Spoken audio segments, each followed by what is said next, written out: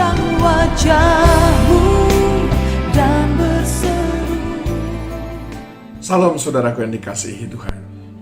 Tanpa kita sadari, sering sekali kegagalan dalam hidup kita atau tertundanya keberhasilan dalam kehidupan kita, tertundanya digenapkan janji-janji Tuhan dalam hidup kita adalah sebagai akibat dari kita tidak cepat belajar dari kegagalan-kegagalan kita yang sebelumnya.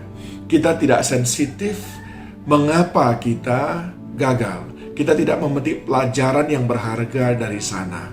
Nah, hal ini dialami pula oleh Petrus, saudaraku.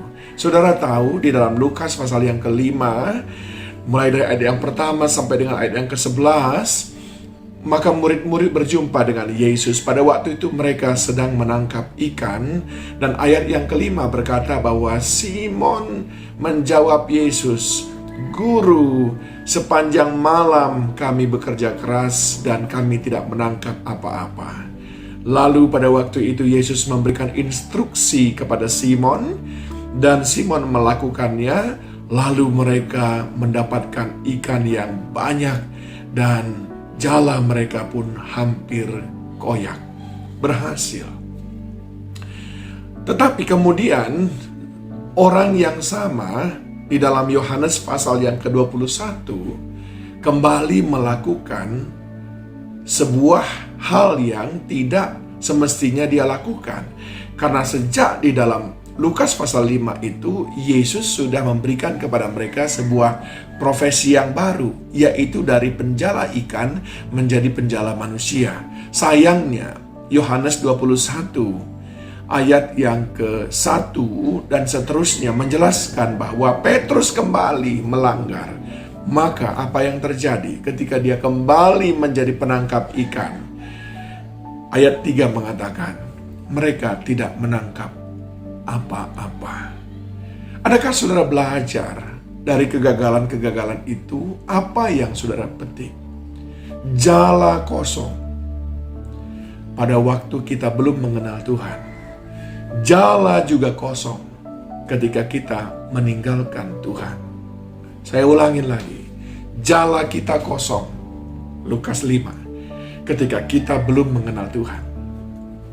Jala kita juga kosong ketika kita meninggalkan Tuhan. Itulah yang dialami. Mengapa? Ya, karena kehadiran Tuhan lah yang membuat perbedaan. Saudara ingat kisah tentang Obed-Edom? Dicatat dalam 2 Samuel pasal yang ke-6 ayat 10 sampai dengan ayat yang ke-11. Ayat 10, sebab itu Daud tidak mau memindahkan tabut Tuhan itu ke tempatnya, ke kota Daud, tetapi Daud menyimpang dan membawanya ke rumah Obed-Edom orang Gad itu. Ayat 11, 3 bulan lamanya tabut Tuhan itu tinggal di rumah Obed-Edom orang Gad itu, dan Tuhan memberkati Obed-Edom dan seisi rumahnya. Tabut Tuhan adalah lambang daripada hadirat Tuhan. Di mana ada Tuhan, di situ ada perbedaan. Kapal dalam Lukas pasal yang ke-5 tidak ada Yesus awalnya. Ketika Yesus naik, maka semuanya berubah. Jala yang kosong menjadi penuh.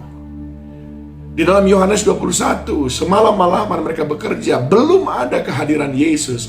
Tapi ketika Yesus hadir, jala yang kosong menjadi penuh. Genaplah firman Tuhan yang berkata dalam Yohanes 15 ayat yang ke-5, di luar aku, kamu tidak dapat berbuat apa-apa.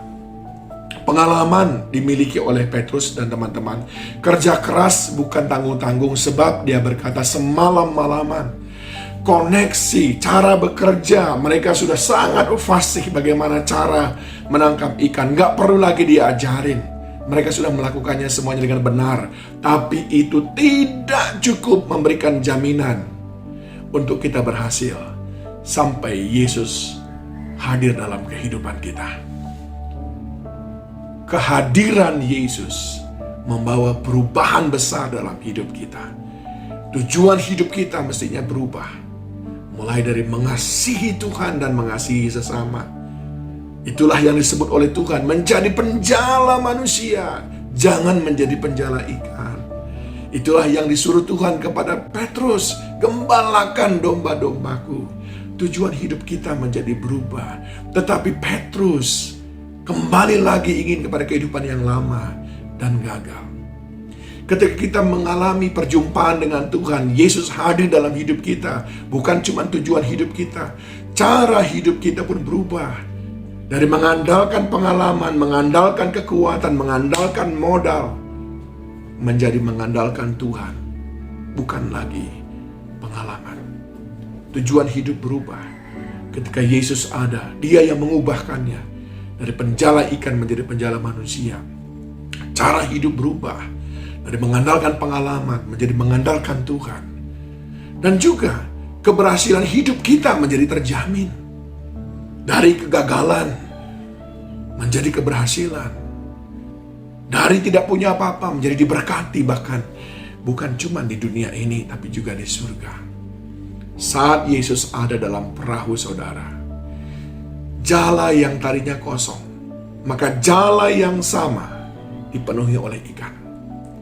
Saat Petrus taat melakukan apa yang diperintahkan Yesus, maka keputusasaan, kegagalan diubah menjadi sukacita kemenangan. Saat kita seperti Petrus memberi hidup untuk Tuhan, menggembalakan domba-domba Tuhan, maka Tuhan memberikan segala yang berharga padanya. Saat Petrus mau hidup mengasihi Tuhan, maka Tuhan memberikan yang paling berharga bagi dia. Apa itu? Domba-dombanya, domba tebusannya.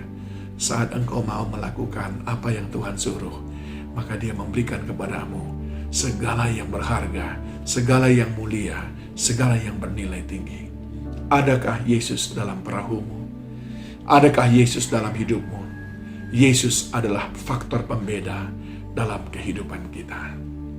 Jangan sampai terus-menerus kita mendapatkan jala yang kosong hanya karena kita tidak mau memetik pelajaran. Petrus gagal 2 kali. Anda mau berapa kali?